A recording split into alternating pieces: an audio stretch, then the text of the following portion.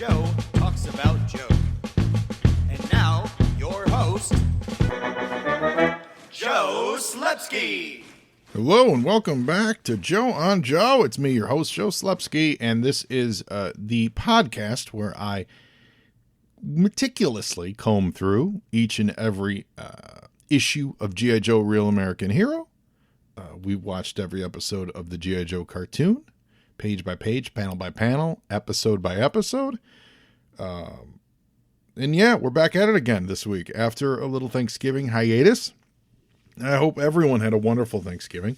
I got a lot of G.I. Joe stuff in the last week delivered, like a lot. I talked about it a little bit on last week's show, and since then, my barbecue delivered this morning, and my trading card game from, was it Renegade Studios, delivered over the weekend. So that's really exciting. I can't wait to dig into that. It looks good so far. I haven't played it, but I popped it open and looked at the cards and stuff. I think it's going to be a lot of fun. We should probably try to figure out a way to do it remotely. Like, that should be a thing. So I don't know, any Joe Bros that are listening, if you guys, anyone wants to, if we figure, I haven't played it, so I don't even know the rules. So I don't even know how to play it locally, let alone, online. But that would be a fun thing to do. And, just to really test our deep Joe knowledge with everybody. So if you guys are listening and if you're game for it, again, I haven't played it, so I don't know how we would do it. Does everyone need to have the same deck? Like, I don't know. All these logistical things that I think about, and then I need to actually do it. And instead I'm podcasting and I'm working and I'm getting excited for the next, what's the next big G.I. Joe thing for me? I don't think I have any major. Oh, I know. The Super 7 stuff. I think that'd be my next big shipment. I don't know. Who knows what Christmas will bring? Is it going to be a big G.I. Joe Christmas? Our man on the street reporter, Jeremiah Stafford, he was down at that mini San Diego Comic-Con that they had, and he sent back a bunch of pics. There are a lot of good G.I. Joe statues and things like that coming up. There's one that he sent. I don't know. Let me see if I can try to figure it out from this picture. They look really good. They look really cool. And it is, but it's a lot of Snake Eyes and Storm Shadow stuff, which, I think that's to be expected. Because they put this stuff into motion long before they realized that movie's going to be what that movie was. But if I can zoom in on this photo, I'm not sure who's the manufacturer on this, but there's it looks like a manga inspired, anime inspired version of Snake Eyes. He's in like a white battle suit. Well, I think it's a prototype, so it's gray, so it's not painted yet. But man, he's got the thickest thighs. He's like the Chun-Li version of Snake Eyes. It's ridiculous. But they look pretty cool. All these toys, these pics that Jeremiah sent back look pretty sweet. So I'm excited for that. You know what else I'm excited for? I'm excited for our sponsor, the Movies in a Meal podcast. Why don't you guys give them a listen? Listeners, I know what you need in your life. You need more podcasts. And you also love movies. So why not do a podcast that's about not one movie. It's about not two movies. It's about 3 movies and a meal. I'm talking the Movies and a Meal podcast. This show is great. It's brought to you by Keith, Brad, and Ben, and each week they bring a new movie to the table, which they all discuss as a group. And it's not, your highfalutin movies. It's What We Do in the Shadows, The Fantastic Four, Rise of the Silver Surfer, and Out of Sight. It's Bad Education, Ghost Rider, and A View to a Kill. It's X-Men Last Stand, Queen Sugar, The Mandalorian, and Major League 2. They are a lot of fun to listen to. You guys know Ben. It's our friend Ben Pensarga. He was a guest on Joe and Joe. In fact, Ben was the very first remote guest that I ever had on this podcast, so he's always got a special place in my heart. I'm really digging this. I just started listening to it last week. It is a lot of fun. They bring a guest in. The guest, I listened to their Heathers episode. They were joined by Kelly, and she went in depth on her favorite movie, which was Heathers, and it made me want to go watch Heathers to watch with them. I really dig it. So guys, find them out there at Movies and a Meal, Twitter, Instagram. Their website is moviesandameal.podbean.com. They put out 1 episode a week. Give them a listen, guys. Support them. Let them know Joe on Joe sent you. I don't think you're going to be disappointed. It is quite entertaining.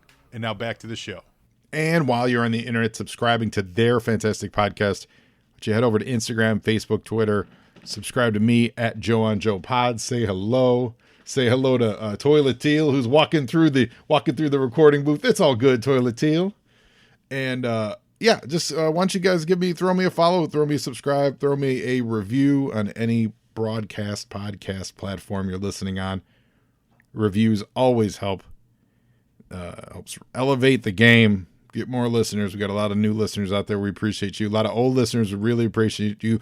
A lot of Patreons out there. Thank you so much for all the Patreons who have gone to Joe and Joe, patreon.com/Joe and Joe Pod and signed up, because over on the Patreon page, you get access to all of the Joe and Joe Illustrateds, which is issue 1 through today is 106. So they are all over there. And the main feed only has, well, at this point, it's a little over half because we've really been chugging along this last year. But the Patreon has all the first, I think, 50 issues that are not available on the main feed. So why don't you go over there and give it a listen? Appreciate your support, and I appreciate you guys. So that's right. Today is G.I. Joe 106, a real American hero. And it's got a great cover. Before we go, I mean, we're going to get into the, our favorite segment. You were saying? But I just need to get this out of the way.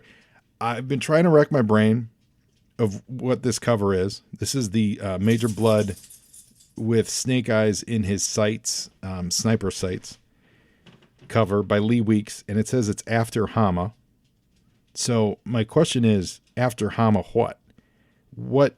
I can't place this cover, even though it looks familiar to me, but it might look familiar just because we've seen this cover. What is this cover from?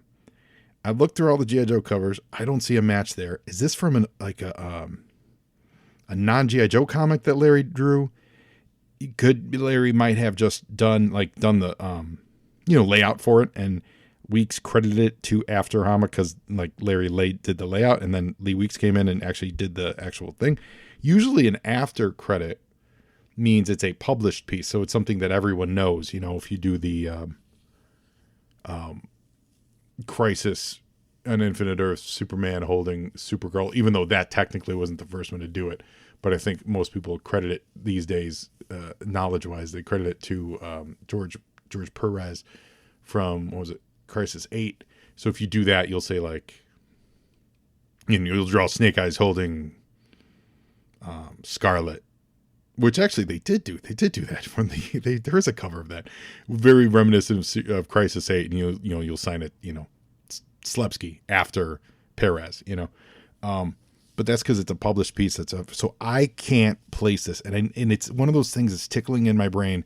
And one of you guys is gonna be awesome, and you're gonna email to me, you're gonna DM me with the answer, and I'm gonna of course it is that. But I've Googled it. I went through Larry's Nth Man stuff. I couldn't place where this cover is from, and I don't know. So I don't know if you guys have it, and maybe it's an interior, maybe it's a splash page. Maybe that's why I'm not seeing it on a first blanch, but it looks really familiar. I love it. It's a great cover. It looks really familiar. I just can't place it. But anyway, we're getting ahead of ourselves. You were saying? This book is cover dated November of 1990. So that means it was actually on the stands in July of 1990. And there were a lot of other books that were on the cover, that were on the stands the same time in 1990 from DC Comics. And one of them we're going to look at is Crisis of the Crimson Kryptonite. Yeah, that is what that is. Action Comics 659. So we're a few years into, actually a few years now. Yeah, 84, 3 or 4 years into the Byrne reboot of Superman. And to this point, they had only really introduced Green Kryptonite. And technically, when he was in that alternate universe, when he killed the Kryptonians, that was like white Kryptonite or something. Or I'm probably going to get the color wrong there, but that was a different version of Kryptonite, right? So technically, we've had multiple versions of Kryptonite. But what we haven't had is the old school red Kryptonite, which is by far and large the most popular version of Kryptonite after Green Kryptonite. Everyone knows red Kryptonite because red Kryptonite is awesome. Red Kryptonite is the version of Kryptonite that gave Superman, what it actually did is it gave the writers a get out of jail free card to do anything they wanted to do with Superman and blame it on red Kryptonite. If they decided they wanted to turn him into a giant monkey. Okay, here's some red kryptonite. Now you're a super monkey. You know, if they wanted to make him super evil, here's red kryptonite, you're super evil. If they wanted his powers to completely reverse and he had heat, breath, and ice vision, and, you know, he couldn't fly, but he could only burrow, that would be red kryptonite that caused it. So it was the ultimate writer's get out of jail free card. So I think they avoided really introducing that in this era. I can't say that for sure, but it sure took a while to get there. It took a few years because they were just dealing with, let's just treat it a little more realistic. So this is the introduction of red kryptonite into it. And it's called, I believe it's called Crisis of the Crimson Kryptonite. And it's a fun crossover. It's one of the ones that cuts through all the series. They have not yet introduced the Superman shield, which numbered them all on the cover. Yeah, they haven't done that yet. But this is one of the stories that really set the table for doing that, where they were, and there have been a few other ones. We did the Dark Knight over Metropolis was a crossover. And so all those crossovers really got people talking, like, wouldn't it be great if we could just have it easy for readers to track? So I'm looking forward to seeing when that, the shield, not triangle per se, but the shield, or did they? I feel like they did use a triangle though. But when the numbering came into place, so you actually could track which was number 1, number 2, number 3, number 4, number 5 in order that year, and read all the Superman titles in order, which took a lot of editorial organization, I want to say. Detective 623. So this one is funny. So we, I think last month we talked about, we saw 2 issues of Batman that had these Dick Sprang covers. And I just came across them last week at the comic shop, actually. And there were 3 issues total. And Mr. Sprang didn't do the interiors, but he did do the covers. And I was looking at these up close. Now I have all these books, but I know that I got them piecemeal over the years. You know, I didn't get them all at once. So I know that I've really never read them and gone through them. So I actually don't know the history of how, where, why, and when they brought him back for these covers. But if you remember last month, they also brought Kurt Swan back for Superman. So I'm wondering if there was a push in the offices to say, hey, let's bring back some of the classics. Because, you know, it had been 5 years at this point since Crisis, right?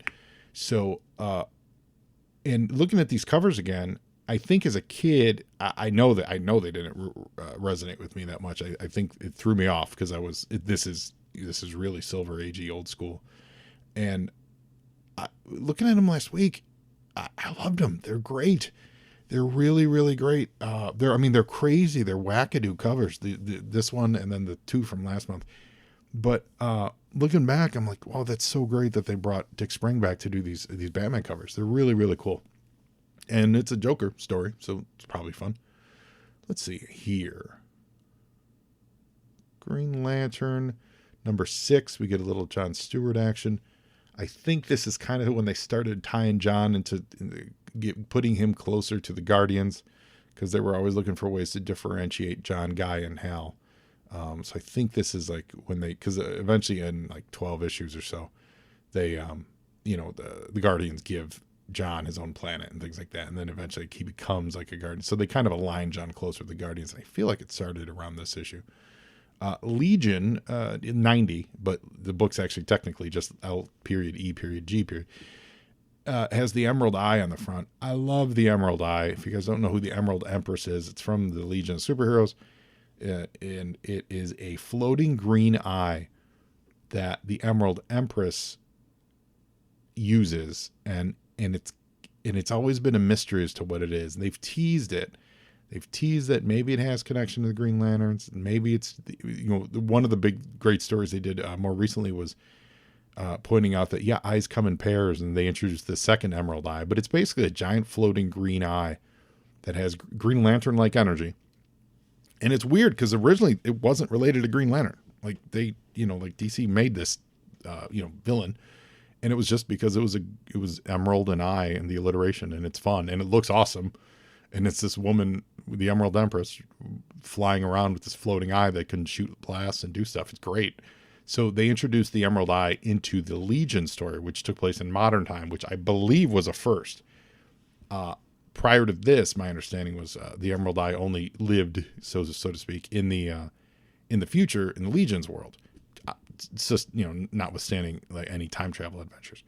So this was really cool. And this was another moment that bridged the two series. Lobo #1. This book was huge. Lobo was super popular. As he was the biker / bounty hunter, space biker, space bounty hunter. And Lobo #1 was Simon Bisley doing the artwork. And it's fabulous. I really love it. It's a lot of fun. This might have been where they introduced the space dolphins. I don't know if this was the first time they did that, though. I feel like they might have done that earlier. But this was his origin. This was what happened to Zarnia and his planet, and this showed how he was responsible for the destruction. And if I recall, the plot of this series, 4-issue series, was he found out he wasn't the last Zarnian. In fact, there was one Zarnian left, and it was like his grade school or preschool teacher who he hated, and he had to escort her across the galaxy. But yeah, you learned that, he was responsible for the death of his whole planet and blah, blah, blah. But Lobo as a series is great. As a character, it's very much a pastiche of a very specific time. And they did him on the Krypton show, and I don't think it went gangbusters. It's got such a specific look that's so comic booky. I think it's a little hard to. You really got to make sure that when you translate it to screen, it works with what it's doing. I remember seeing stills of it, and I don't know.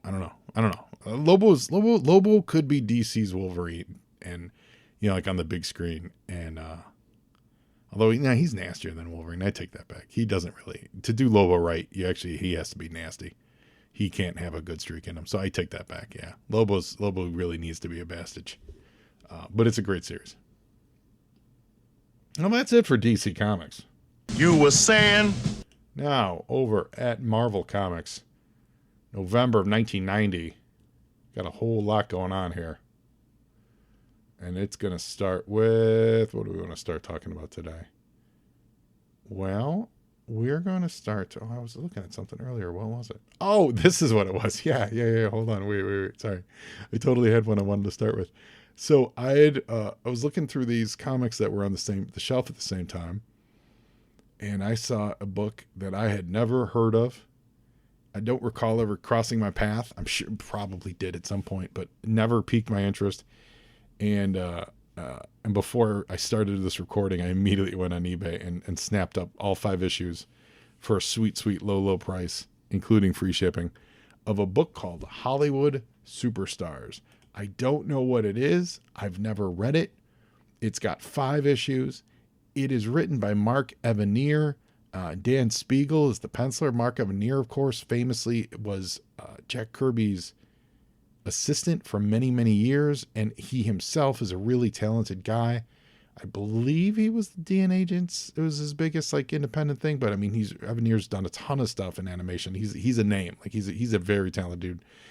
Dan Spiegel, I know I've read some Dan Spiegel stuff, and I'm blanking on what it was that we would all know. But what piqued my eye is that I think this is a 5-issue miniseries about Hollywood stuntmen. And I just finished watching as many episodes as I had, at least, of The Fall Guy. So I got Hollywood stuntmen on the brain, and now you're telling me there's a comic book called Hollywood Heroes that appears, at least from the descriptions, to be about Hollywood stuntmen that I'm sure get mixed up in real life, whatever. And we talked about this, where I want to see a crossover between G.I. Joe. At least talking about on Twitter. I think we said it on the show. I want to see a crossover between the Fall Guy and G.I. Joe, where Quick Kick and Colt Seavers were old stuntmen pals. Yeah, so Hollywood Superstars is going to wing its way to me. Thank you, eBay. I'm very excited about this. What else do we got here? Let's see. Oh, Nomad #1. This is where they took, Nomad. So this is a confusing one. So Nomad, the character, was a superhero costume that Steve Rogers wore when he was disenfranchised in the 70s by Richard Nixon. And that's really what it was. The Nixon Watergate it disenfranchised him so much. And in the comics, it was that Nixon was the leader of the, what was it? Oh shoot, he was the evil leader of I don't know, the only words that have jumped in my head are Secret Six, but that's not right. It's not remotely right. But the evil empire, like it was a Hitler clone too, and so there was a whole lot. I believe Englehart was writing it at the time. So Cap abandoned his role as Captain America, and he changed suits to this blue and yellow concoction, and he ran around with kind of a pirate swashbuckler look. And he ran around the rooftops and threw discs at people and punched people, and eventually went back to his Stars and Stripes. But it was all from disenfranchising from the American dream. So then the suit, the Nomad suit, then wasn't being used for a while, and then during the Mike Zeck penciled era, and I can't remember, I think this was after Roger Stern. I forget who wrote it, but Mike Zeck was penciling it. They took the character of Bucky from the 50s. So this isn't Bucky Barnes, the Winter Soldier. They took Bucky from the 50s, who was a creation that needed to be, I told you this was going to be a while. Marvel needed to create him because they were publishing Captain America comics in the 1950s. And so then where he was like fighting commies and stuff. So they wanted to explain how could he be doing that? And well, they said, oh, well, the U.S. government after Cap, how could he be doing that if he died, or I'm sorry, got frozen in World War II, as Stanley said in Avengers 4. So what they said was, oh, the government put a new guy in the suit and made a new Bucky for the 1950s, and they fought for a little bit. And that story was also told in pages of Captain America. And the 50s Captain America went insane, and the 50s Bucky didn't. He actually kind of got it together, and he was like, oh, okay, yeah, I'm not a complete wackadoo. But the 50s Captain America went straight nuts. The 50s Bucky, whose name was Jack Monroe, he then needed an outfit. So eventually when they wanted to bring back Jack Monroe in kind of a superhero mode, but they didn't want to make him Bucky, they gave him the Nomad suit, the blue and yellow Nomad suit. So he was running around occasionally as this blue and yellow pirate Nomad. Now fast forward to 1990, and they say, hey, let's update Jack Monroe, and most likely this was for copyright purposes. You'll see this a lot in comics where there'll be a character with a cool name that will not be used. It may not be a great character or anything, but they won't be used in any mainstream way. And then every 4 years or something, they'll get a series that'll say Nomad on it, or or Cloak and Dagger, or things like that. And that's because Marvel has to renew the copyright on it. So they published Nomad, and really no one cared for it. It was fine. They did a 4-issue. I think this is the 4-issue miniseries. They did a 4-issue miniseries, and then they did an ongoing series. And it was fun. It was not bad. It wasn't terribly bad. But they basically had to revive them. Sometimes the revivals hit and they do well, and that's great. But sometimes they're literally just being done to revive the copyright. It's one of those dirty secrets of comics publishing. Not every story is being put out there because the writer has a great desire to do it. Sometimes it's because the company needs to maintain hold of it. So this is the Bucky miniseries, and this is Jack Monroe, the 1950s Bucky. And he's got a fresh 90s bad attitude and carries a shotgun and stuff. He then fast forward. Well, then he did get a series, which I think ran like 16 issues. They gave him a little baby that he had to protect. Fast forward to the Ed Brubaker, Jackson Guice series of Captain America, where they did introduce the Winter Soldier, and Jack Monroe, this Bucky, I believe, was found stuffed in a trunk, dead. So, rest in peace, Jack Monroe. We hardly knew ye. Wolverine 33 has one of my favorite covers because it's not a great cover per se, but it is a great cover. It is Mark Silvestri drawing a hand popping out of the ground because Wolverine's been buried and thought dead. And his claws are popping. If you're ever looking for a reference to draw a cool looking hand that's clawing its way out of a ground, this is the cover I always go to. This is the cover that taught me how to draw a hand clawing its way out of the ground. It's awesome. It's a really nice rendering of a hand. crawling out of the ground. Yeah, it's great. Oh, and here's another one of the early trade paperbacks, guys. We talk about this a lot, where they weren't doing trades, on the regular back then. The Asgardian Wars, and this is the perfect recipe for why you needed a trade at the time, especially at that time, because what they're calling the Asgardian Wars was a series of loose stories that covered. Well, I'll tell you exactly what it covered. I'm not going to guess, but there was a New Mutants special involved. There was an X-Men Alpha Flight story. There was an annual. Let's see, find out here. X-Men Alpha Flight number 1, X-Men Alpha Flight number 2, then New Mutant Special Edition number 1, and then New Mutant Special Edition number 1, and then X-Men Annual number 9. And then, yeah, so those are the books. So, maybe even New Mutants 34 even. But all these things, none of those books, if you ever see them in real time, none of them make any reference to being part of a larger Asgardian Wars storyline. They're not, it's not a storyline. It's just, I'm sorry, it is a storyline, but it's not a big crossover where, they had trade dress built up and you had to get part 1, part 2, and part 3.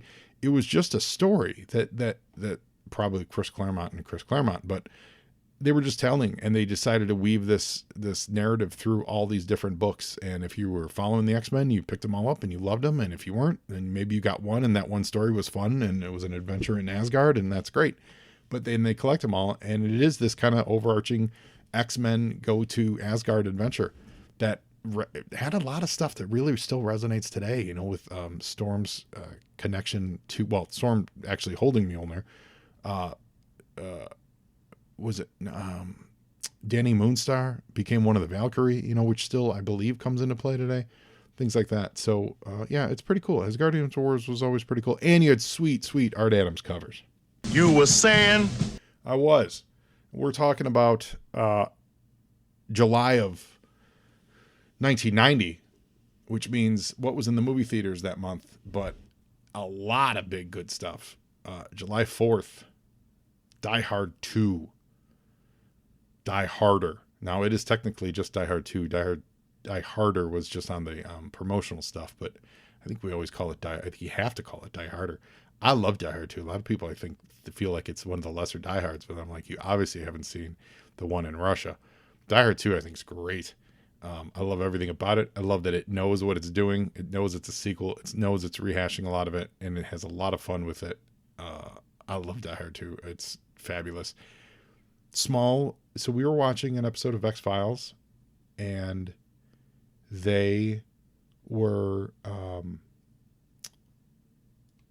there was a movie theater in the episode of X-Files, and they were watching, on the marquee, it said that it was Die Hard with a Vengeance. They were showing Die Hard with a Vengeance. Or was it in the movie theater? No, I'm sorry. It was in the movie. It was in the X-Files movie. It said it was showing Die Hard with a Vengeance. Or was it in the movie? It was in X-Files. I'm watching a ton of X-Files lately. Anyway,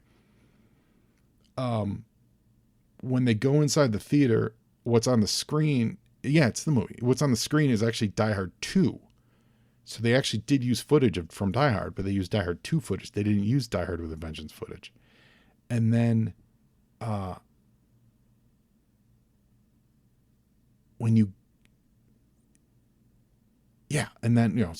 I'm blanking on this.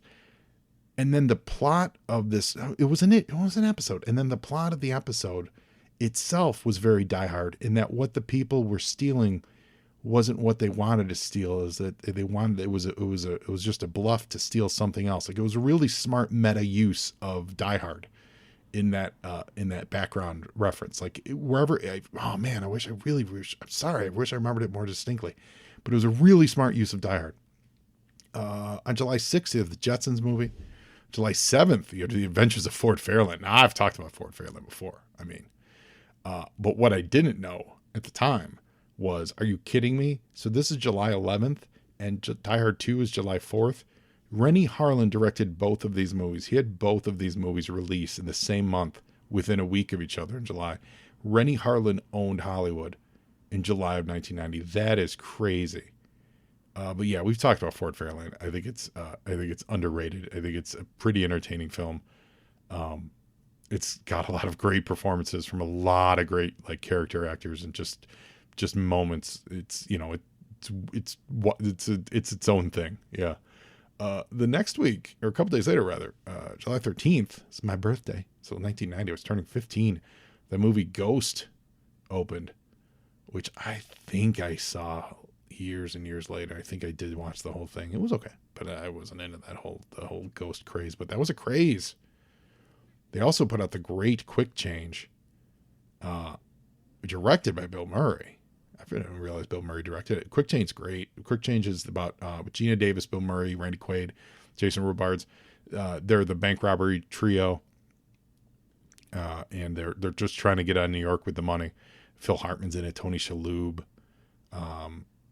Stanley Tucci shows up. Kurtwood Smith. Yeah. There's a lot of great Quick Change. There's a lot of great in Quick Change. It's really, really a fun movie.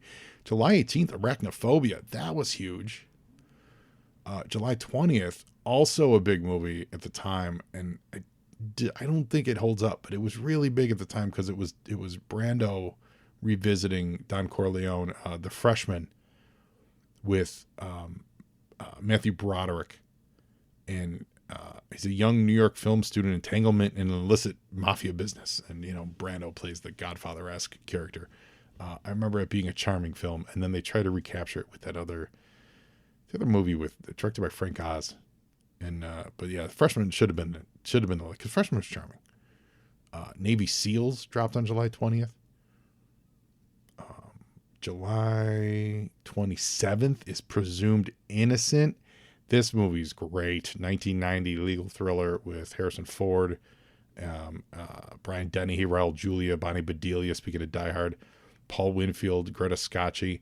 I'm not going to ruin anything for you on this movie, guys, but Presumed Innocent is really great. Alan J. Pakula directed and wrote it. Go watch Presumed Innocent. One, Harrison Ford's really good in it. He's fabulous in it. All the performances are wonderful. Bonnie Bedelia is great. Dennehy, Raul Julia. And if you're a fan of The Long Halloween, there's a ton of The Long Halloween in this movie.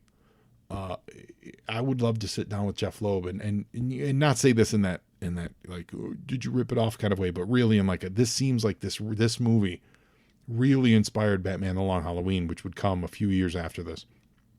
And I feel like it must have, because it is a great, great movie. Also on the 27th, Problem Child with personal favorite Gilbert Gottfried, but Amy Asbeck, John Ritter, Jack Ward, and Michael Oliver, about the little kid who, was just he's adopted and he's a nightmare.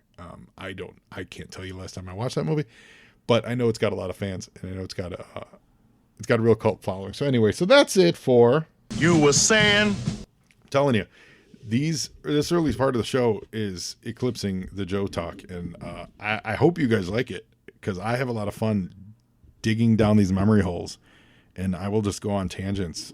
So I hope that's enjoyable for you guys. But Now, mass is ready. so I talked about this cover already. It's 106. I know one of you guys out there is going to say, you moron, it is blank. Like, it's the Splash Page 2 issue blank. And I'm sure it's like Major Blood's first appearance or something. I didn't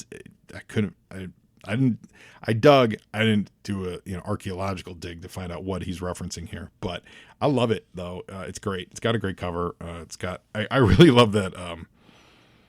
When you have like a guy with one eye looking through a sniper scope, there's an element to that of just a singular focus,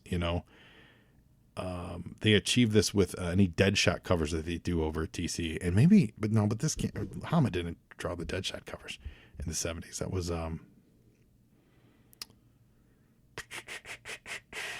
what's his name? Who actually did some G.I. Joe stuff with Englehart, and he passed away a few years ago. Anyway, but you know what I mean, where you've got like that character with one eye, Deadshot or Deathstroke, or in this case Major Blood, and and it's just this singular focus. Like the only thing in the world they can possibly be looking at is the guy they're wanting to kill, which I think is pretty cool. Yo, Joe! Not the I want to kill people part. You know what I'm saying? The artistic focus of it. I think it's great. I Lift My Lamp. Script by Larry Hama, Mark Bright pencils, Randy Emberlin inks, Bob Sharon coloring, Rick Parker lettering, Bobby Chase, editor, DeFalco, editor-in-chief. Really nice use of synchronization here between the cover and the splash page, and this might explain why it says the After Hama thing, if that is in fact not another cover that we're referencing. But if Hama knew that this splash page was going to be Snake Eyes in this sniper scope, which is what it is, it's Snake Eyes in full, it's gorgeous Mark Bright Snake Eyes, but he's in full hunch over mode, just mowing people down. But it's the sniper scope, which is a nice transition from the front cover, which you don't get often, certainly don't get often in any comic book. And I can't think of the last time we saw it in a G.I. Joe book where the cover really works as a prelude, not just as a piece of the story, but literally a prelude to page 1 of the story. So if I could see that maybe that is where Hama knew that's how the story was going to open. So he said, let's do a cover that looks like this, and it'll really transport people from the cover into the story. I think it works so well. Really, really gorgeous. So you're getting some exposition of what Snake Eyes up to. Remember, he's in the Arashikage trance, and he's there to liberate the gulags. Yo, Joe! Now we do take a flip the camera on a little bit, and we see Major Blood, and this is basically the same Mark Bright version of what the cover was. And I don't know how else to we keep a Snake Eyes kill count here, and we went a long time without adding to it, but since he's the only, so he's the only guy killing these Borovian soldiers. However, all right. So he's running through the gulag, and we see Major Blood in one of the huts, and he's got a bead on Snake Eyes. So he's deciding, okay, I'm going to take him out. I'm going to hit him in the back. It's too easy. Blah blah blah. So he's being an arrogant jerk. But there are dead soldiers inside this building. So I don't know if Snake Eyes killed them or if Major Blood killed them, because he was setting up shop, and like they're like, who are you? What are you doing in here? And Major Blood easily could have killed these dudes. So I can't actually credit Snake Eyes with these kills. However, I will credit him for the 1, 2, 3. We're going to give him 1 actually on this page. Because the 2 on the ground, we don't know that they're dead. We didn't see him hit. This dude is taking a machine gun to the chest, so I'm going to say that killed him. So we are now up to 1, 2, 3, 4, 5, 6, 7, 8, 40. We're up to 42 kills. 42 confirmed on-screen kills from Snake Eyes. But as that's all happening, Major Blood finally decides to take a shot, and at that moment, a soldier pops up from a sewer grate. Yo, Joe! And took the bullet in the head, frustrating Major Blood. But that gave Snake Eyes all the time he needed to go underground. Now, Snake Eyes isn't deep in this sewer. Sewer shots of heroes are awesome. It goes all the way back to the Byrne Wolverine sewer shot. Someone probably did a cool one before that. If you guys can think of one, hit me up. But for my money, that Wolverine in the sewer shot is always the pinnacle of it. And the trick to it is you take the camera angle, you pose the hero dope, and you put the camera at a weird angle. And they do it this time. So the Wolverine one was high, like it was above, and he's looking up. This one, the camera's low, and Snake Eyes just looks awesome. We've seen it before. We saw it the last time they were in the sewers. I think it was with Outback, right? Anytime a hero goes in the sewers, I want to say any modern American comic book artist is reffing that John Byrne Wolverine in the sewer moment, and for good reason too, because it's a great moment in comic books, modern American comic history. But in this case, actually, when Snake Eyes lands, we see that he actually runs into So it sounds like it's really Major Blood did him a favor because that's where, I don't know what these guys' names, the bad guys, but that's where they've got Magda and Strawhacker, George Strawhacker. They were escorting the prisoners through the sewers, so Snake Eyes found them. Yo, Joe! And while Snake Eyes is trying to figure that out, we see that Major Blood's not the only person spying on people or, watching them from a distance, but the White Clown and Orlovsky are watching, and they see that Major Blood is hunting Snake Eyes.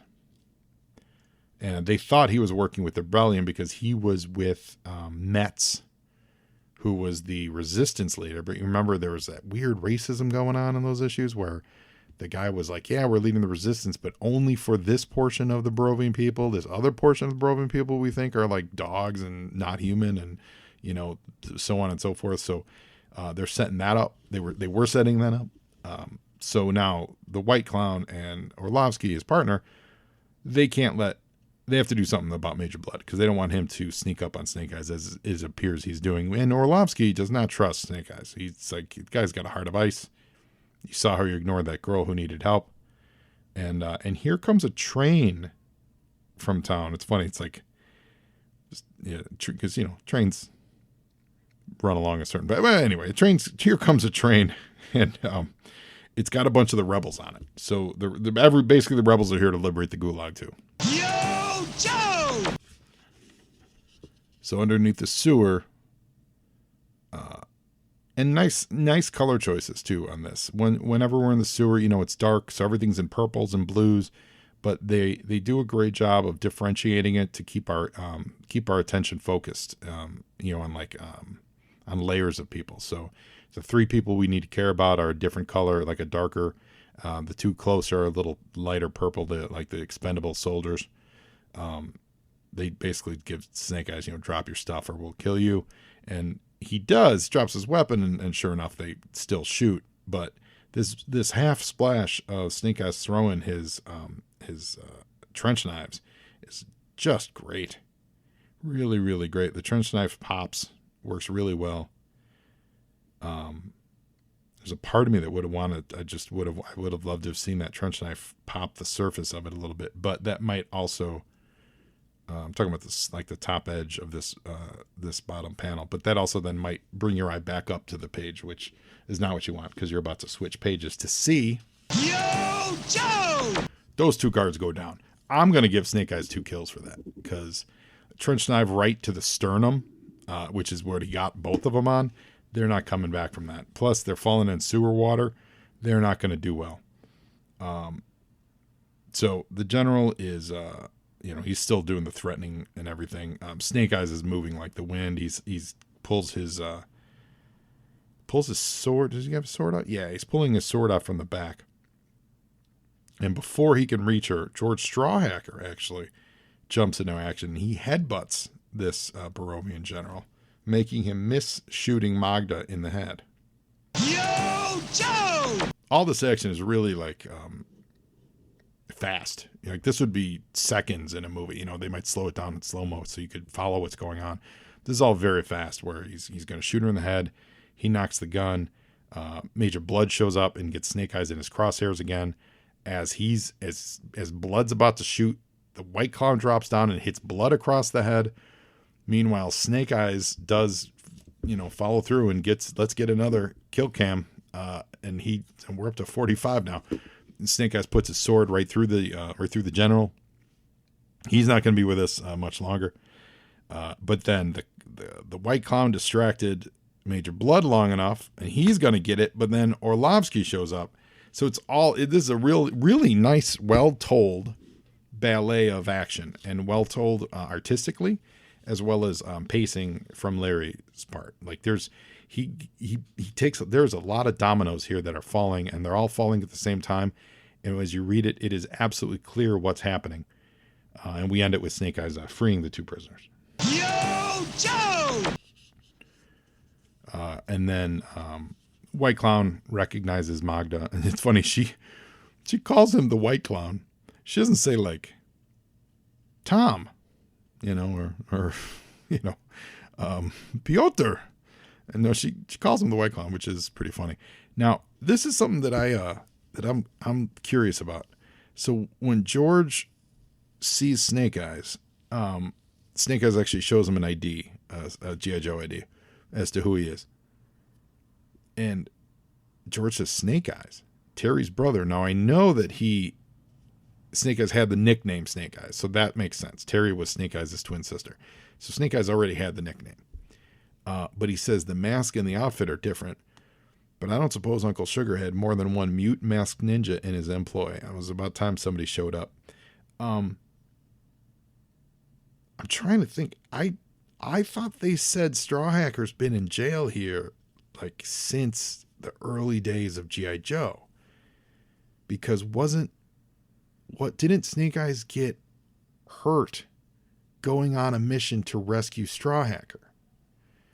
So therefore, what I'm asking here is, how does Straw Hacker know that Snake Eyes is a mute masked ninja? He would have been a ninja if Straw Hacker knew him when Snake Eyes came back from the Arashikages. He would have been a ninja, but Snake Eyes wasn't mute yet. And I think we don't find that out until it's in a later issue here where they revisit it and they kind of get back into the origins. Or this could be my brain. Did we already cover this? You know what I mean? Where they retell the explosion. I thought they said it was on the mission to get Straw Hacker in the first time. So like Snake Eyes had fought all this time with G.I. Joe thinking the Straw Hacker was dead. And if Straw Hacker had been captured for all these years. So again, this is something, if I'm misremembering it, guys, please correct me and I'll bring it back next issue. This would have been when it would be great to have a co-host so we could both like suss this out and make sure our brains aren't misremembering things. So that struck me as a little weird maybe it's just that he hasn't been held captive all that long, but I thought that was the whole point of this, was that he had been actually held captive for 5 years or however long, like the Joe team's been in existence. Anyway. Yo, Joe! So now, basically the war is over, but this Metz guy, I think that's Metz. Yeah. I think it's supposed to be Metz. But it might just be some other schmuck working for Metz. Is like political prisoners on the right, ethnics on the left. Ethnics, they're getting all racist here, and this was happening, I believe, at the time in real time Eastern Europe. Isn't this like what the whole Kosovo stuff was all about? So it's good to see Larry addressing this, and that's coming from me not being super versed on the times and dates and histories of that, but I believe this is when the whole Serbian Bosnian thing was happening in the real world. So this is Larry addressing that stuff, which is great. So we're seeing the fallout of this, and these that's what they call them, lower Borovians, upper Borovians and lower Borovians. They're going to keep the gulags operating, but with the lower Borovians as the prisoners instead of the actual political prisoners, which is crazy. And Magda has the courage to say so. Yo, Joe! And the little girl whose dad Snake Eyes did not help, she's calling him out, basically calling him like, that guy's a monster, and Straw Hacker is like, she's talking about you, like, what? Snake Eyes, you're a good dude, like, what? And she's telling Snake Eyes, they brought us here for re-education. Metz shows up. He hits her with his gun. This little girl, calls her a subhuman. And then Straw Hacker gets a lick in and punches Metz, knocking him down, saying, you're no different than the slime you overthrew. You're real brave and you're pushing around the helpless, but let's see how tough you are. And Metz shoots. Yo, Joe! Getting George Straw Hacker right in the chest. Like, killing him. It's ball game for George Straw Hacker. Snake Eyes, only family, gets taken from him again. Or, potential family. Taken from him again.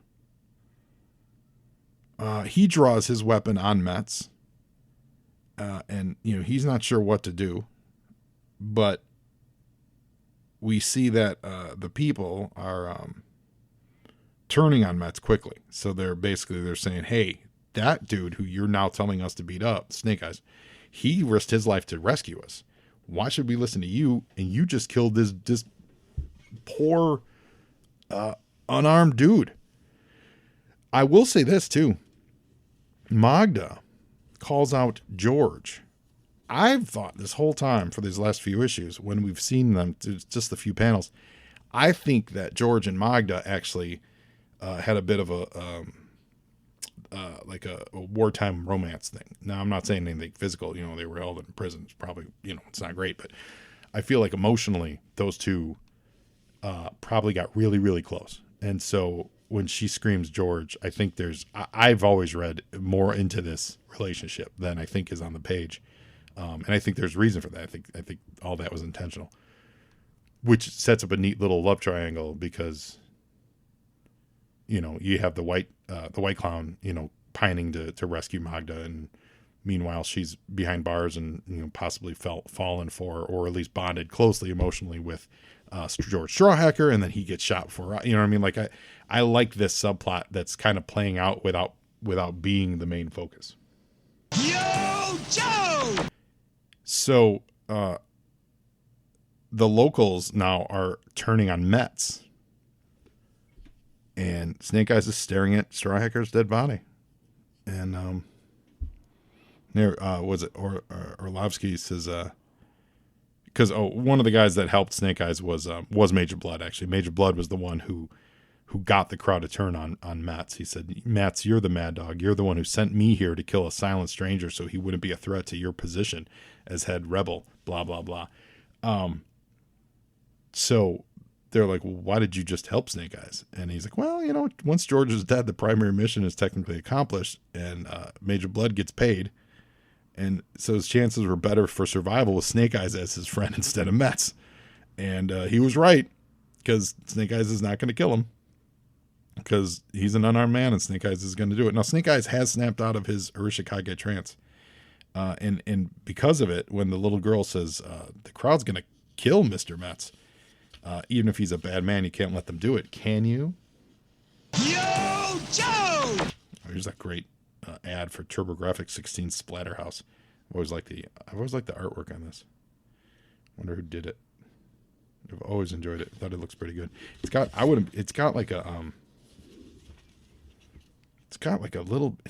bit of Dan Jurgens in it. I don't know. I like it. So they're gonna hang Metz, and while they're getting ready to literally hang him, hang him got a rope. They strung it over some power lines, and they're gonna hang him. Magda steps forward and says, she's cementing herself as a future leader here. "Don't do this. If you hang this man, you'll have reduced yourself to the level of butchers you overthrew. If Borovia's take its place, we must rule by law. Let the crowd rule like in a true democracy." And there's a moment, and this is great storytelling, and it's great storytelling, both writing and also artistically, where there's a beat panel and the White Clown says, "I think you won them over." And then it cuts to a panel where they all chant, "Hang him." And so they actually do hang him on this page. Now, artistically, the trick on this that they do, which is great, is it's basically the same panel, although the crowd is drawn differently. And it actually is a redrawn. It's not the same panel, but it's very similar. It's the camera's in the same place. It's from a distance. You see Magda up close to the camera. Then there's a row of nondescript crowd people, and then in the background there's Metz about to be hung. And in that panel, that's kind of the same, the first one of these two panels, everyone's looking at Magda, and so it's looking to us saying, "Man, I think you did it." And there's this moment of respite. And then in the second panel, all the heads are turned and looking the other way, and you get to hang them. So you can feel that palpable beat if this were playing out in real, like in live moment. It's great. Like there's no trick. There's no cutaway to them saying hang them. It's good. It's smart choices. And so they string them up and they kick the chair out. Yo, Joe! But we get a little rat-a-tat-tat, and Snake Eyes shoots the noose, shoots the rope. So he's not going to let them kill Metz. And they're like, can we not have our own justice? And White Clown says, you know, like, listen, Magda, if Metz lives, he's going to question your rule, you know, and your leadership. Or actually, rather, he'll surely plot to kill you, Magda. And she said, I would rather be dead than become like the people who built this gulag. Which is great. Great sentiment. Yo, Joe! I don't know that this Metz guy deserved to live. I guess it looked like, you know, like maybe they were doing the right thing, but it was mob justice, and, you know, that's never good. So we get to the border. It's the next day. Snake Eyes is leaving town. He still looks way too handsome. He took a face full of coal, man.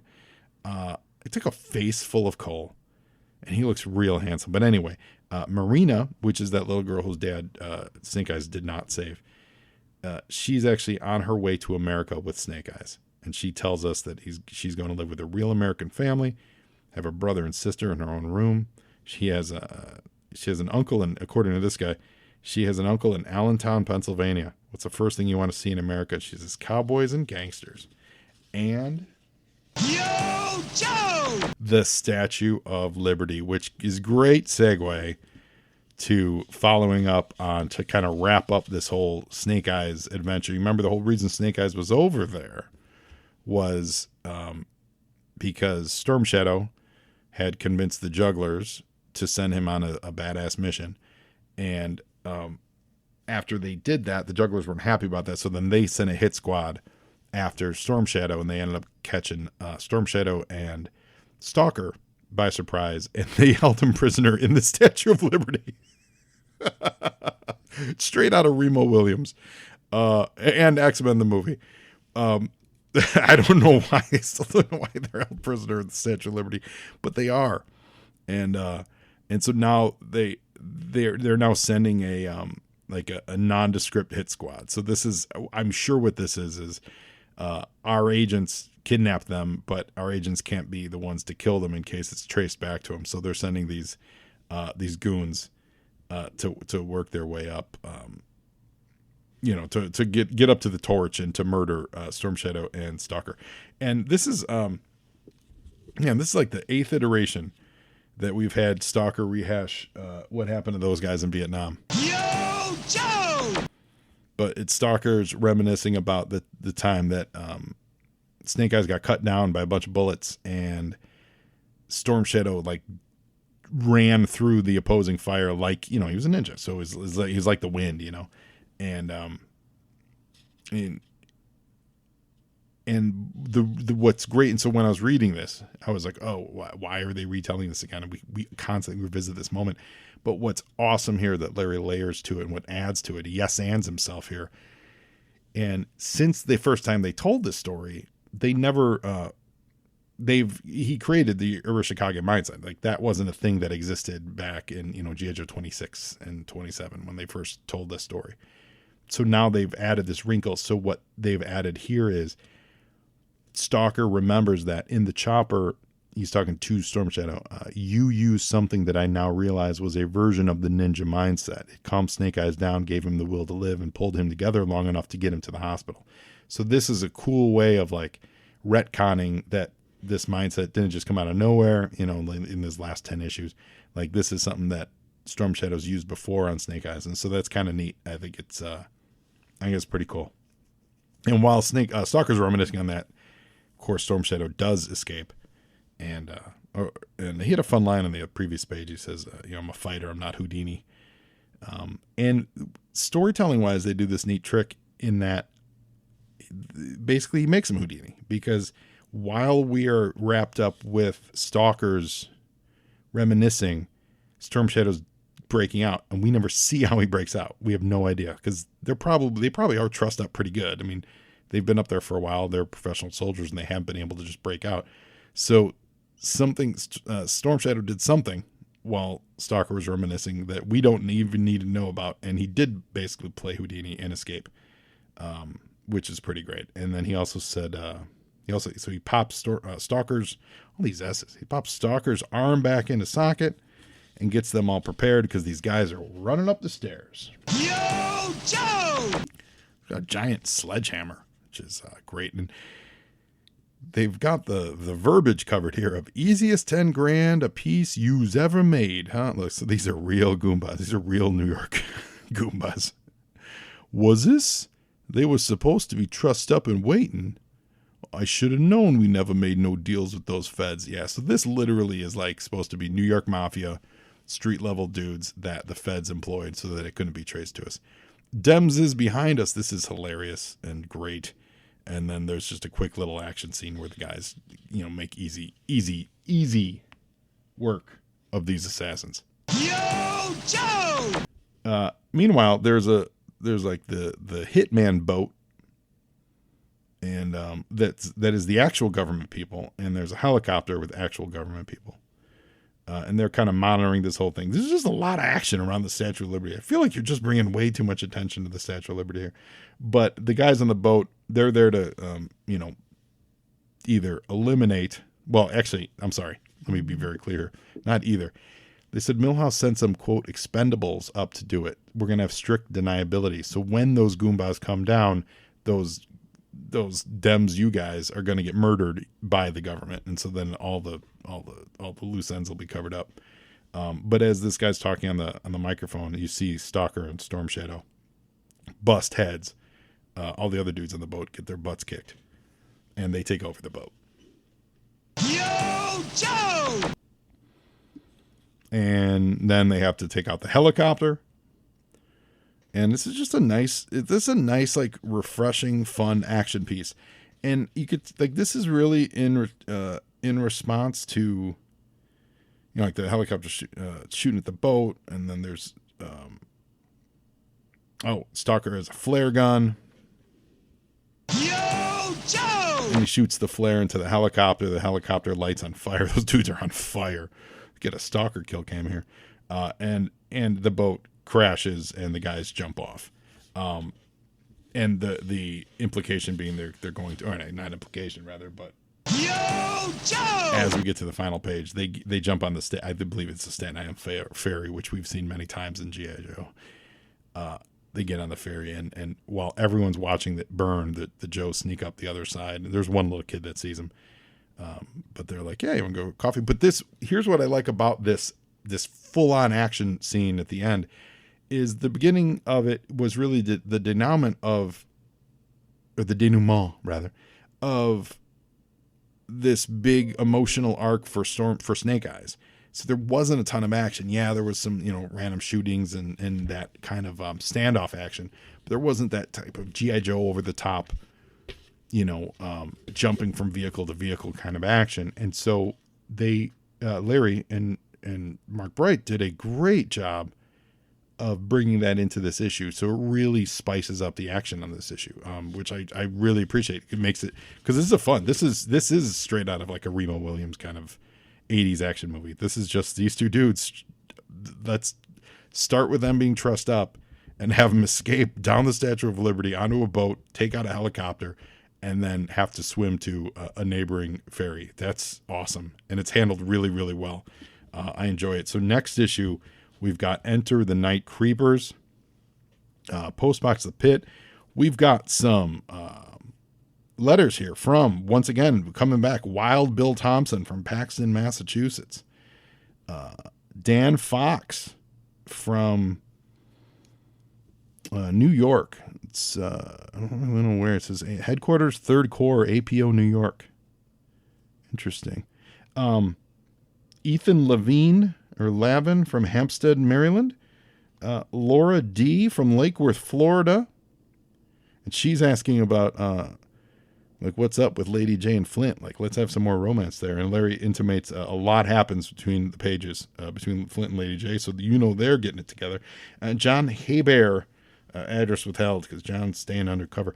The Dan Fox one I like because he brought up something that we talked about, how when you draw that V2 rock and roll with those two heavy machine guns on each arm, how when you see it in humanoid, actual humans using it, you can only think, how is that possible for anyone to actually do anything remotely with those two weapons?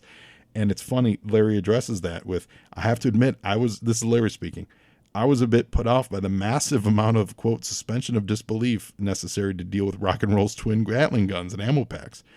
I figure it's not really any more of a stretch than Roblox's handheld Ma Deuce, or Rambo's amazing self-cooling jam-free M60, or a certain Cape Crusader's motorized grappling hook gun, for that matter. If we want it bad enough, we'll believe anything. We read George Bush's lips, don't we? I love that. Thank you. Yeah, so that's funny. So we weren't the only ones that were like, how is rock and roll doing that? Any hoots. We've rambled on long enough. That's it for G.I. Joe 106. Next month, G.I. Joe 107. Exciting comic books on the way next week rather. And yeah, I really appreciate you guys all listening. I hope you have a wonderful Thanksgiving. And it's funny, this was November, cover dated November of 1990. We're just wrapping up November of 2021. So next month will be December of 1990, and we'll be in December of 2021. So that's some fun synchronicity. And with that, now you Joe, and Joeing is half the battle.